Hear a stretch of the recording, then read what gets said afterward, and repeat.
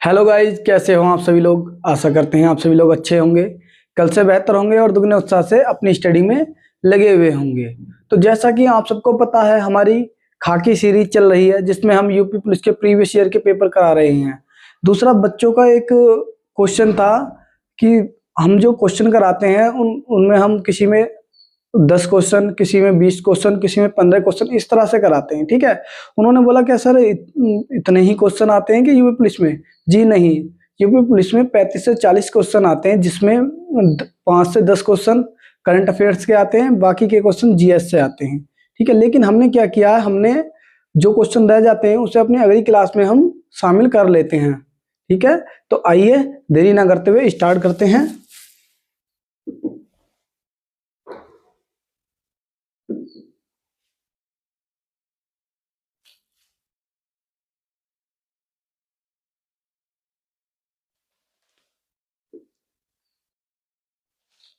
पहला क्वेश्चन देखिए हमारा, मामूली चीजों का देवता the God of small things पुस्तक किसके द्वारा लिखी गई है? उत्तर प्रदेश पुलिस 18 फरवरी 2024 की शिफ्ट सेकंड में पूछा गया क्वेश्चन है। बताइए राइट आंसर इसका क्या होने वाला है। किरण देसाई, अरुंधति राय, झुंपा लाहिड़ी या अनीता देसाई? बताइए। तो इसका राइट आंसर होने वाला अरुंधति रॉय। दूसरा, अरुंधति रॉय की दूसरी पुस्तक आपको याद रखनी है, the ministry of utmost happiness. Ministry of utmost happiness. दूसरा आपको याद रखना है, बुकर अवार्ड पाने वाली पहली भारतीय महिला है और गैर प्रवासी भारतीय हैं। गैर प्रवासी भारतीय से हमारा मतलब है, क्योंकि जो पहला बुकर अवार्ड है वो किसको मिला था? पहला बुकर अवार्ड मिला है बीएस नायपाल को मिला है। पहला बुकर अवार्ड बीएस नायपाल को दिया गया है। लेकिन ये भारतीय मूल के व्यक्ति तो हैं, लेकिन भारत में ये रहते नहीं है। ठीक है। ऐना फ्री स्टेट के लिए इन्हें दिया गया था। ऐना फ्री स्टेट के लिए 1971 में दिया गया। ये भी आपको याद रखना है। ठीक है। ये पूर्णतः भारतीय मतलब भारत में रहने वाली हैं जिन्हें बुकर अवार्ड दिया गया, ये भी आपको याद रखना है। अब हम बात करें किरण देसाई की। किरण देसाई की पुस्तक का नाम है the inheritance of loss. Inheritance of loss पुस्तक किरण देसाई के द्वारा लिखी गई है। दूसरा, आपसे पहले झुंपा लाहिड़ी के द्वारा कौन सी पुस्तक लिखी गई है? द लोलैंड पुस्तक झुंपा लाहिड़ी ने लिखी है, द लोलैंड पुस्तक। दूसरा, the interpreter of melodies. The interpreter of melodies पुस्तक भी किन्होंने लिखी है? तो झुंपा लाहिड़ी ने ही लिखी है। ये भी आपको याद रखना है। आगे मैं बात करूं अनीता देसाई की, तो अनीता देसाई ने फास्टिंग फीस्टिंग पुस्तक लिखी है। फास्टिंग फीस्टिंग पुस्तक अनीता देसाई ने लिखी है। और the clear light of day, the clear light of day पुस्तक भी अनीता देसाई के द्वारा लिखी गई है। The clear light of day पुस्तक भी अनीता देसाई के द्वारा लिखी गई है। दूसरा, आपको और क्या याद रखना है इसमें? सलमान रश्दी के बारे में याद रखना है। सलमान रश्दी के बारे में। सलमान रश्दी ने द मिडनाइट चिल्ड्रन पुस्तक लिखी है। मिडनाइट चिल्ड्रन पुस्तक लिखी है। और दी सैटनिक वर्सेज भी सलमान रश्दी के द्वारा ही लिखी गई है। ये भी आपको याद रखना है। दूसरा, आप याद रखना सूर्यकांत त्रिपाठी निराला के बारे में। सूर्यकांत त्रिपाठी निराला ने अ लाइफ मिसस्पेंट पुस्तक लिखी है। अ लाइफ मिसस्पेंट पुस्तक सूर्यकांत त्रिपाठी निराला ने लिखी है। सूर्यकांत त्रिपाठी निराला ने लिखी है। ये भी आपको याद रखना है। भारतीय संविधान के अनुच्छेद 64 और 89 के अनुसार राज्यसभा का पदेन सभापति कौन होता है? राष्ट्रपति, प्रधानमंत्री, उपराष्ट्रपति, लोकसभा अध्यक्ष। बताइए राइट आंसर।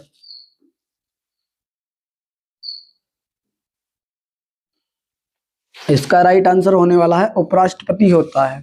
उपराष्ट्रपति की अगर हम बात करें, यूएसए के संविधान से हमने लिया है। आर्टिकल 63 में इसका प्रावधान है, आर्टिकल 63 में इसका प्रावधान है, और आर्टिकल 64 और आर्टिकल 89 में राज्यसभा का पदेन सभापति होता है। ये भी आपको याद रखना है। पहले कौन थे? सर्वपल्ली राधाकृष्णन थे। सर्वपल्ली राधाकृष्णन पहले थे। ये उपराष्ट्रपति कब बने? तो 1952 में इन्होंने उपराष्ट्रपति का पद संभाला था। ये भी आपको याद रखना है। दूसरा आपसे पूछ ले, राज्यसभा की पहली बैठक कब हुई? 13 मई 1952 को राज्यसभा की पहली बैठक हुई थी। राज्यसभा की पहली बैठक हुई, ये भी आपको याद रखना है। दूसरा मैं आपसे बात करूं तो इसमें पहले उपसभापति कौन बनाए गए थे?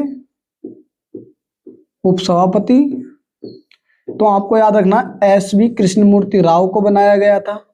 एस.वी. कृष्णमूर्ति राव को बनाया गया था। यदि आपसे पूछ ले राज्यसभा के पहले उपसभापति कौन थे? एस.वी. कृष्णमूर्ति राव। पहले सभापति कौन थे? सर्वपल्ली राधाकृष्णन। ये आपको ध्यान रखना है। दूसरे पहले सचिव कौन थे? पहले सचिव की बात करें हम तो एस.एन. मुखर्जी पहले सचिव थे, जिसे अभी महासचिव के नाम से भी जाना जाता है, एस.एन. मुखर्जी। दूसरा आपको याद रखना है, पहली महिला उपसभापति पूछ ले आपसे तो आप बताएंगे वायलेट अल्वा पहली महिला उपसभापति हैं। और अगर आपसे पूछ ले पहली वुमेन महासचिव कौन है? बीएस रमादेवी। दूसरा आपको याद रखना है बीएस रमादेवी चुनाव आयोग की अध्यक्ष बनने वाली पहली भारतीय महिला है। चुनाव आयोग की अध्यक्ष बनने वाली पहली महिला कौन है? तो बीएस रमादेवी हैं। और सबसे छोटे कार्यकाल के लिए ये बनी थी। चुनाव आयोग की पहली महिला, ये भी याद रखना है, पहली महिला अध्यक्ष हैं, ये भी आपको याद रखना है। दूसरा आपको क्या याद रखना है, अगर हम बात करें आर्टिकल 65 की, आर्टिकल 65 में राष्ट्रपति की अनुपस्थिति में जो उपराष्ट्रपति होते हैं वो कार्यवाहक राष्ट्रपति का कार्य करते हैं। कार्यवाहक प्रेसिडेंट का कार्य करते हैं, ये भी आपको याद रखना है। आगे आपको क्या रखना, आर्टिकल 69 के बारे में ध्यान रखना आपको। आर्टिकल 69 में वाइस प्रेसिडेंट की शपथ के बारे में बताया गया है। शपथ के बारे में बताया गया। वैसे तो जो पदाधिकारी, विभिन्न पदाधिकारियों की शपथ के बारे में तीसरी अनुसूची में बता रखा है, लेकिन 3 लोगों को छोड़कर, जिसमें राज्यपाल, राष्ट्रपति और उपराष्ट्रपति की शपथ के लिए अलग से एक आर्टिकल शामिल किया गया। ये भी आपको याद रखना है।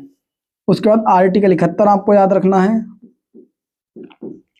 आर्टिकल 71 से क्या याद रखना है आपको, इसमें वाइस प्रेसिडेंट और प्रेसिडेंट के चुनाव से संबंधित कोई भी मामला होता है तो उसका निर्णय सुप्रीम कोर्ट करेगा।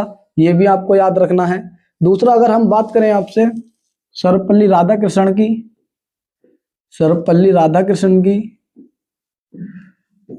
पहला भारत रत्न अवार्ड 1954 में इनको दिया गया था। ये आपको याद रखना है। 1954 में भारत रत्न दिया गया था। इनका जन्म दिवस 5 सितंबर को है। 5 सितंबर को शिक्षक दिवस के रूप में मनाया जाता है। शिक्षक दिवस के रूप में मनाया जाता है। दूसरा आपको याद रखना है, इनकी एक फेमस पुस्तक है the Indian philosophy. Indian philosophy पुस्तक भी इन्हीं के द्वारा लिखी गई है। फिलोसफी पुस्तक भी इन्हीं के द्वारा लिखी गई है। ये भी आपको याद रखना है। भारत में राष्ट्रीय युवा दिवस प्रत्येक वर्ष किस तिथि को मनाया जाता है? 1 जनवरी, 12 जनवरी, 12 अगस्त, 30 जनवरी। बताइए राइट आंसर इसका क्या होने वाला है। 12 जनवरी को मनाया जाता है। ये आपको याद रखना है। किसके जन्म दिवस पर मनाया जाता है? तो स्वामी विवेकानंद जी के जन्म दिवस पर इसको मनाया जाता है। विवेकानंद जी के जन्म दिवस पर इसको मनाया जाता है। इनके बचपन का नाम नरेंद्र नाथ दत्त था। नरेंद्र नाथ दत्त था। दूसरा आपको याद रखना, इनको विवेकानंद नाम किसने दिया? तो विवेकानंद नाम इनको खेतड़ी के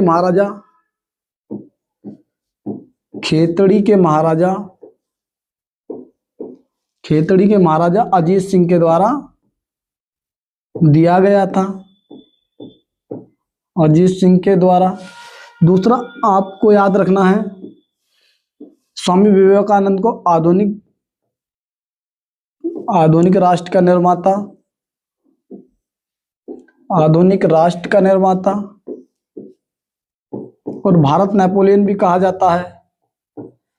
निर्माता और भारत नेपोलियन भी इनको कहा जाता है।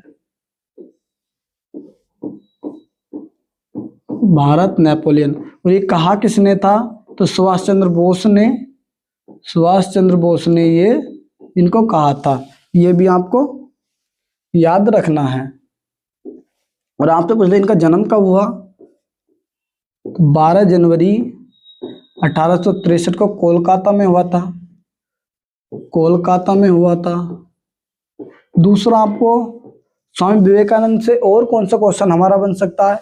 तो इन्होंने रामकृष्ण मिशन की स्थापना की थी।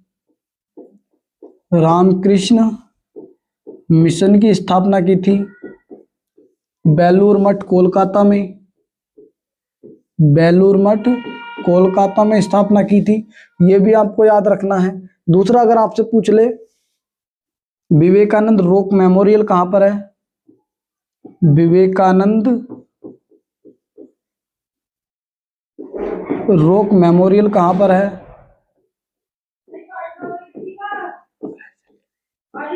विवेकानंद रॉक मेमोरियल कहाँ पर है? तब आपका राइट आंसर होने वाला कन्याकुमारी में, जो कि कहाँ पर है? तमिलनाडु में। कन्याकुमारी तमिलनाडु में है। ये भी आपको याद रखना है। दूसरा और कौन सा क्वेश्चन विवेकानंद से बन सकता है? 12 जनवरी 1800 कोलकाता में इनका जन्म हुआ था। रामकृष्ण मिशन की इन्होंने स्थापना की थी। Vivekananda rock memorial. ठीक है, इतने ही क्वेश्चन बहुत हैं। आगे हम बात करें 12 अगस्त की। 12 अगस्त को इंटरनेशनल युवा दिवस मनाया जाता है। दूसरा आपको याद रखना 23 अप्रैल को विश्व पुस्तक व कॉपीराइट दिवस मनाया जाता है। विश्व पुस्तक व कॉपीराइट दिवस मनाया जाता है। कॉपीराइट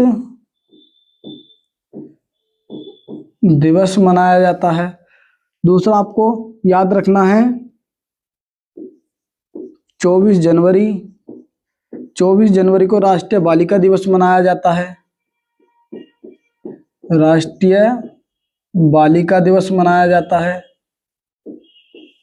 आगे आपको याद रखना 11 अक्टूबर को इंटरनेशनल बालिका दिवस मनाया जाता है। दूसरा आपसे पूछ ले विश्व महिला दिवस कब मनाया जाता है? 8 मार्च को विश्व महिला दिवस मनाया जाता है। ये भी आपको याद रखना है। विश्व महिला दिवस मनाया जाता है। और अगर आपसे पूछ ले राष्ट्रीय महिला दिवस कब मनाया जाता है? तो राष्ट्रीय महिला दिवस 13 फरवरी को राष्ट्रीय महिला दिवस मनाया जाता है। राष्ट्रीय महिला दिवस मनाया जाता है। ये भी आपको याद रखना है। महिला दिवस मनाया जाता है। सिरका विनेगर में मुख्य रूप से कौन सा एसिड पाया जाता है? सिट्रिक एसिड, लैक्टिक एसिड या एसिटिक अम्ल या टार्टरिक एसिड? बताइए राइट आंसर इसका। सिरके में एसिटिक एसिड पाया जाता है। इसका जो राइट आंसर होने वाला है, सिरके में एसिटिक एसिड पाया जाता है। दूसरा सिट्रिक एसिड आपसे पूछ ले, नींबू में सिट्रिक एसिड पाया जाता है। नींबू में सिट्रिक एसिड, जो खट्टा दूध होता है उसमें लैक्टिक एसिड पाया जाता है। खट्टा दूध होता है, लैक्टिक एसिड पाया जाता है। दूसरा मैंने आपको बताया था दूध का पीएच मान कितना होता है, 6.5 से 6.7 होता है, जो कि ये हल्का अम्लीय होता है, दूध हल्का अम्लीय होता है। उसका टार्ट्रिक एसिड इमली और अंगूर में इमली व अंगूर में टार्ट्रिक एसिड पाया जाता है। अंगूर में, अंगूर के बारे में मैंने आपको बताया था, अंगूर की खेती क्या कहलाती है, विटीकल्चर अंगूर की खेती कहलाती है। विटीकल्चर अंगूर की खेती कहलाती है, ये भी आपको ध्यान रखना है, विटीकल्चर अंगूर की खेती कहलाती है। उसके बाद मैं आपसे बात करूं, अगर आपसे पूछे टमाटर में कौन सा एसिड पाया जाता है, टमाटर में ऑक्सैलिक एसिड पाया जाता है। ऑक्सैलिक एसिड टमाटर में पाया जाता है। आपसे पूछ ले जठर रस होता है, जठर रस में कौन सा एसिड पाया जाता है, जठर रस में HCl पाया जाता है। जठर रस में जो HCl पाया जाता है ये हमारे भोजन को पचाने में सहायक होता है, ये भी आपको याद रखना है। दूसरा आपसे पूछ ले, टमाटर में ऑक्सैलिक हो गया, सेब में मैलिक एसिड पाया जाता है, सेब में मैलिक एसिड पाया जाता है, मैलिक एसिड पाया जाता है। ऑक्सैलिक एसिड पालक में भी पाया जाता है, ये भी आपको याद रखना है, पालक में भी पाया जाता है। आगे मैं बात करूं, सेब में मैलिक एसिड हो गया। उत्तर प्रदेश पुलिस विभाग में सर्वोच्च पद कौन सा है, पुलिस अधीक्षक, पुलिस महानिरीक्षक, पुलिस महानिदेशक, अतिरिक्त पुलिस महानिदेशक, बताइए राइट आंसर इसका।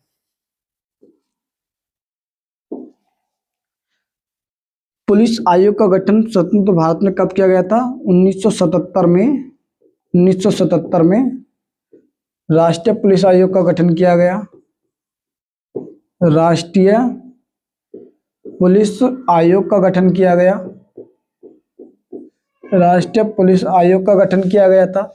दूसरा आपको याद रखना है कब किया गया, 1977 में किया गया था, धर्मवीर की अध्यक्षता में, धर्मवीर की अध्यक्षता में ये किया गया, ये आपको याद रखना है। दूसरा आपको क्या याद रखना है, 21 अक्टूबर आपको याद रखना है।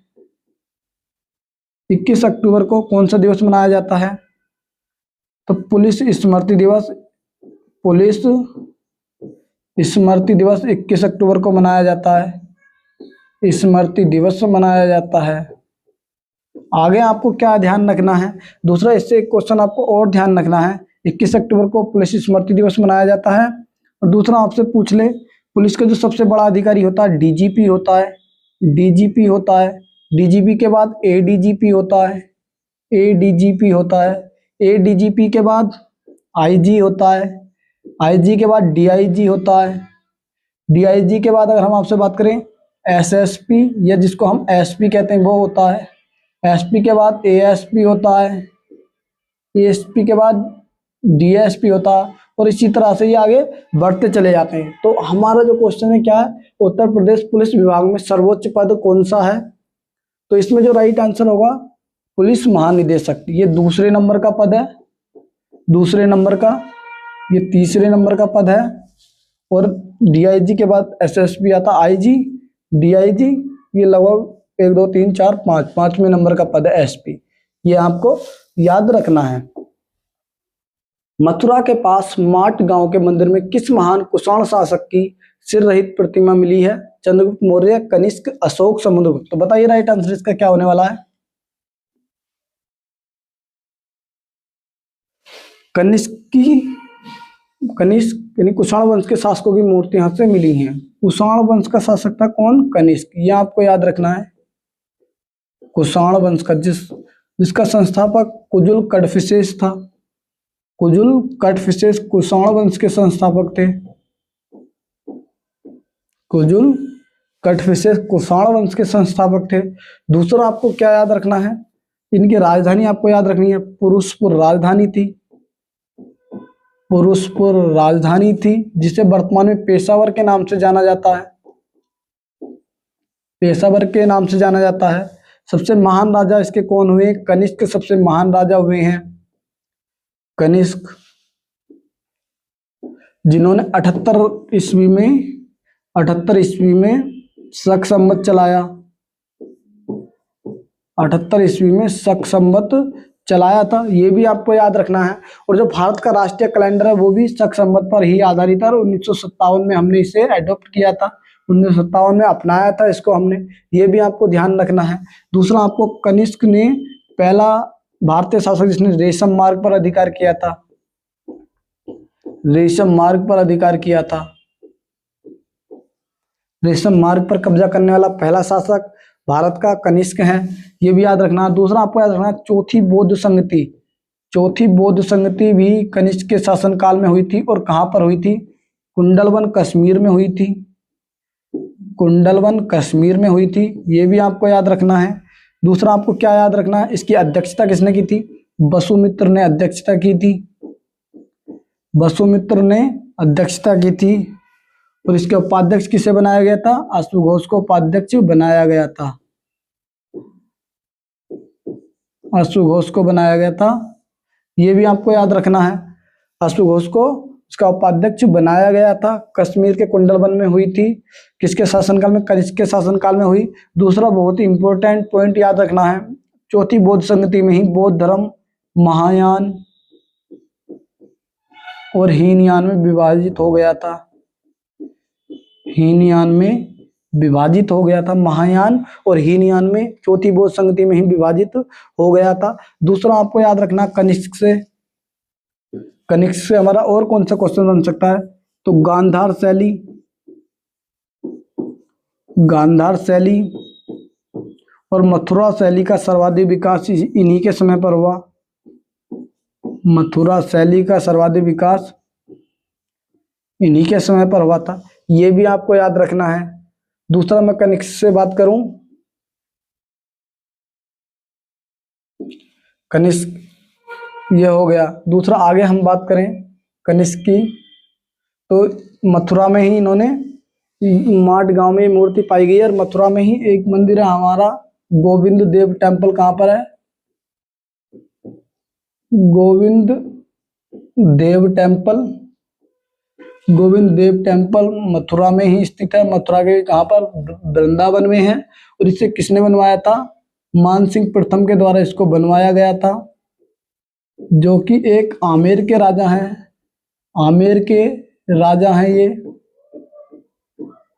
आमेर के ये राजा थे।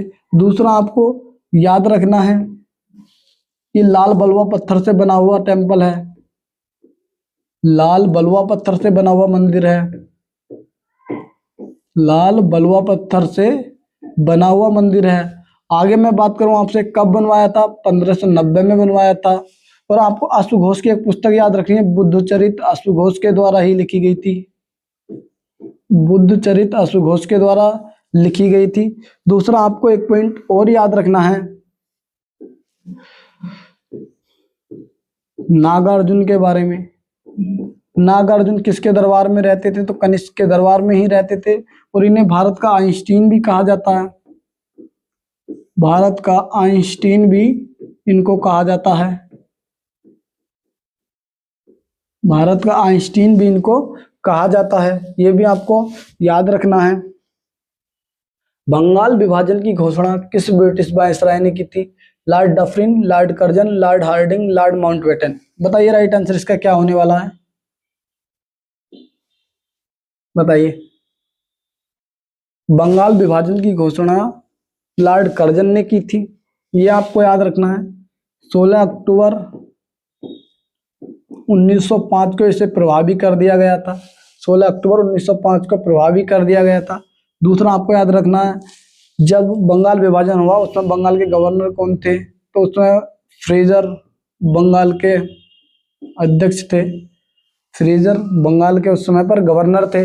दूसरा आपको याद रखना है, फ्रेजर आयोग बना है, जो कि एक पुलिस से संबंधित आयोग है, पुलिस से संबंधित आयोग है फ्रेजर आयोग। लॉर्ड कर्जन के समय पर लॉर्ड फ्रेजर की अध्यक्षता में बना था। और फ्रेजर क्या है?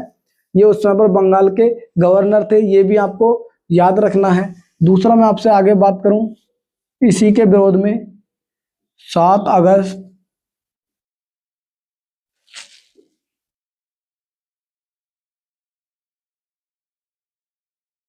इसी के विरोध में 1905 में ही स्वदेशी आंदोलन चलाया गया था। स्वदेशी आंदोलन चलाया गया था। आंदोलन चलाया गया था। दूसरा आपको याद रखना है, स्वदेशी आंदोलन 1905 में इसी के विरोध में चलाया गया था। स्वदेशी आंदोलन का जो प्रमुख नारा था वंदे मातरम, इसमें प्रमुख नारा था वंदे मातरम, प्रमुख नारा था। यह भी आपको याद रखना है। और इसे दक्षिण भारत में वंदे मातरम आंदोलन के नाम से भी जाना जाता है। दक्षिण भारत में इसे वंदे मातरम आंदोलन भी कहा जाता है। वंदे मातरम आंदोलन भी कहा जाता है। ये भी आपको याद रखना है। डेल्टाई आंध्र प्रदेश में इसको वंदे मातरम भी कहा जाता है। दूसरा आपको याद रखना है, जो ये बंगाल का विभाजन हुआ था, इसको रद्द किसने किया? बंगाल विभाजन हार्डिंग सेकंड ने इसको रद्द किया था। कब रद्द किया? 1911 में जो दिल्ली दरबार लगा था, जॉर्ज पंचम उसमें आए थे। जॉर्ज पंचम के द्वारा इसको रद्द किया गया। ये भी आपको याद रखना है। और 1911 में ही भारत की राजधानी कलकत्ता से हटाकर दिल्ली कर दी गई। कलकत्ता से हटाकर कहाँ पर कर दी गई? दिल्ली में कर दी गई। 1911 में तो घोषणा की गई थी, लेकिन अगर पूछ लें आपसे की कब की गई तो 1912 में की गई। 1912 में की गई। और आपसे पूछ ले दिल्ली का उद्घाटन राजधानी के रूप में कब हुआ था? 1931 में उद्घाटन किया था नई दिल्ली में, इरविन के द्वारा राजधानी का उद्घाटन किया गया था। यह भी आपको याद रखना है। दूसरा आपको बांग्लादेश में है ढाका। ढाका से आपको एक क्वेश्चन याद रखना है।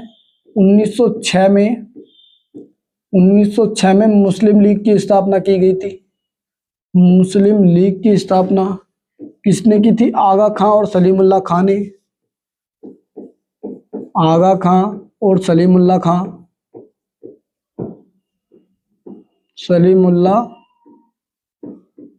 आगा खां और सलीमुल्लाह खां के द्वारा की गई थी। यह भी आपको याद रखना है। आगे चलें अपने नेक्स्ट क्वेश्चन पर। प्रयागराज में कुंभ मेला किन 3 नदियों के संगम पर आयोजित होता है?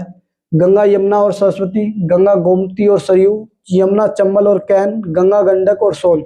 बताइए राइट आंसर इसका क्या होने वाला है? तो इसका राइट आंसर होने वाला गंगा, यमुना और सरस्वती के संगम पर जनवरी फरवरी में कुंभ मेले का आयोजन किया जाता है। जनवरी फरवरी में कुंभ मेले का आयोजन किया जाता है। और कहां पर किया जाता है? प्रयागराज में किया जाता है। ये भी आपको याद रखना है। दूसरा आपसे पूछ ले और कौन से मेले भारत में उत्तर प्रदेश में लगते हैं? तो एक नौचंदी मेला लगता है। नौचंदी मेला लगता है। और ये कहां पर? मेरठ में नौचंदी मेले का आयोजन किया जाता है। ये आपको याद रखना है। दूसरा आपको याद रखना है बटेश्वर मेला। आपको याद रखना है बटेश्वर मेले का आयोजन कहां पर किया जाता है? आगरा में किया जाता है। आगरा में किया जाता है। दूसरा आपको याद रखना है कालिंजर मेले का आयोजन कहां पर किया जाता है? कालिंजर मेला बांदा डिस्ट्रिक्ट उत्तर प्रदेश में। बांदा डिस्ट्रिक्ट उत्तर प्रदेश में। दूसरा आपसे कालिंजर से पूछ ले, कालिंजर का किला है और किला किसके द्वारा बनवाया गया था? तो कालिंजर का किला चंदेल शासकों के द्वारा बनवाया गया था। ये भी आपको याद रखना है, चंदेल शासकों के द्वारा बनवाया गया था। दूसरा मैं आपसे आगे बात करूं और कौन से फेस्टिवल और कौन से मेले लगते हैं, तो एक मिंजर मेला जिसका आयोजन कहां पर किया जाता है? मिंजर मेले का आयोजन हिमाचल प्रदेश में किया जाता है। बोथा मेले का आयोजन गुजरात में किया जाता है। बोथा मेला गुजरात में लगता है। आगे पूछ ले माधवपुर मेले का आयोजन कहां पर किया जाता है? तो माधवपुर मेले का आयोजन भी गुजरात में ही किया जाता है। पोला फेस्टिवल आपसे पूछ ले कहां पर आयोजन होता है पोला फेस्टिवल का? तो छत्तीसगढ़ में पोला फेस्टिवल का आयोजन होता है। छत्तीसगढ़ और महाराष्ट्र में इस फेस्टिवल का आयोजन होता है। दूसरा आपसे पूछ ले अंबुबाची मेले का आयोजन कहां पर किया जाता है? अंबुबाची असम में कामाख्या टेम्पल में। कामाख्या टेम्पल असम में इसका आयोजन किया जाता है। ये भी आपको याद रखना है। असम में कामाख्या टेम्पल में। दूसरा आपको याद रखना, आपको कंफ्यूजन बिल्कुल भी नहीं होना चाहिए, बटेश्वर मेला आगरा में लगता है, लेकिन अगर आपसे आपसे बाणेश्वर मेला पूछ ले, बाणेश्वर मेला आपसे पूछ ले, तो बाणेश्वर मेले का आयोजन डूंगरपुर राजस्थान में किया जाता है, डूंगरपुर राजस्थान में किया जाता है, और इसे आदिवासियों का कुंभ भी कहा जाता है, आदिवासियों का कुंभ भी इसको कहा जाता है। ये भी आपको याद रखना, आदिवासियों का कुंभ भी इसको कहा जाता है। आगे हम बात करें और कौन कौन से मेले लगते हैं, तो मैं आपसे बात करूं, एक आपको नववर्ष का फेस्टिवल याद रखना। आज फिर गड़बड़ हो गई, ठीक है।